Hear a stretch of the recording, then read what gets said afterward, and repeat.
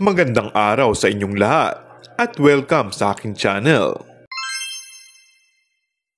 Kim, spotted sa kotse ni Paulo. Nagpapatunay nga kaya na hindi nila itinatago ang kanilang espesyal na ugnayan sa publiko.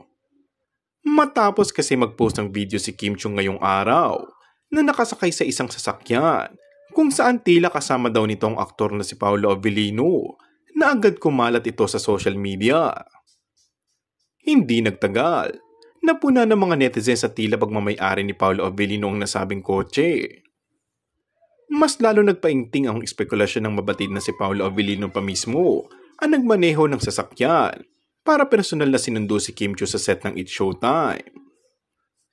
Ang pangyayaring ito ay nagdulot ng iba't ibang reaksyon mula sa mga tagahanga at netizens sa online platform.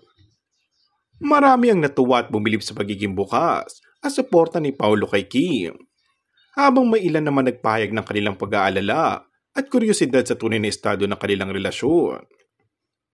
Sa kabila ng mga usap-usapan, hindi pa rin diretsyang inamin ni Paulo at Kim ang tunay na kalakaran ng kanilang ugnayan. Pinili pa rin nilang magkaroon ng privacy at irespeto ang kanilang personal na buhay.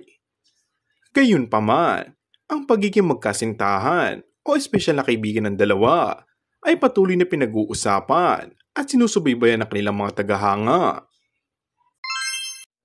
Kung bago ka lang sa aking channel ay mag-subscribe at pindutin na rin ang notification bell. Maraming salamat!